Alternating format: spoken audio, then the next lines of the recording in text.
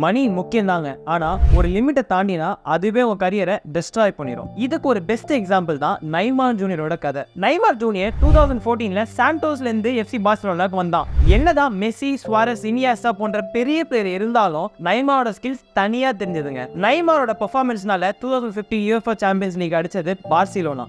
அங்கேயே அவன் கரியரை கொண்டு போயிருந்தானா இந்த நேரத்துக்கு நைமார் ஒரு வேர்ல்ட்லயே பெஸ்ட் பிளேயரா இருந்திருப்பான், in spite of Messi and Ronaldo இருந்தாலுமே. ஆனா அவன் கரியர் ஏன் டிஸ்ட்ராய் ஆச்சுன்னா அதுக்கு காரணம் மணிங்க. பிஎஸ்டியில் 200 பில்லியனுக்கு நைமாரை ஒரு விலைக்கு பேசினாங்க. அதனால நைமார் காசுக்காக பார்சிலோனால இருந்து பிஎஸ்டிக்கு மாறினான். அதனால அவன் கரியர் டிஸ்ட்ராய் ஆச்சு. என்னதான் பிஎஸ்டிக்கு நைமார் போனாலும் அவன் பெரிய பெர்ஃபார்மன்ஸ் பண்ணியிருந்தாலுமே அவனால யூசிஎல் டைட்டில்ன்ற பெரிய பெரிய டைட்டில்ஸ் அடிக்க முடியல. ஏன்னா டீம்ல குட் பிளேயர்ஸ் இல்லாதனால அவனால யூசிஎல் அடிக்க முடியல. இதுவே காசுக்காக மயங்காம எஃப்சி பார்சிலோனால இருந்திருந்தானா கண்டிப்பா நைமார் தாங்க பெஸ்ட் பிளேயரா இருந்திருப்பான். இதுல இருந்து என்ன தெரியுதுன்னா காசு முக்கியம் தான், ஆனா அதுக்காக ரொம்ப நீங்க ஆசைப்பட்டீங்கன்னா உங்க கரியர் டிஸ்ட்ராய் ஆயிடும்.